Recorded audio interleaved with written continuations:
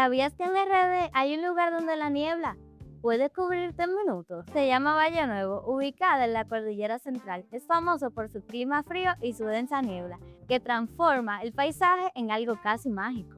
Aquí viven plantas y aves únicas que no encontrarás en ningún otro lugar del país. Un destino misterioso y espectacular, perfectos para los amantes de la naturaleza y la aventura. Si te gusta mi contenido, dale like, suscríbete, comenta, comparte y no olvides de seguir El Palo de los Vagos.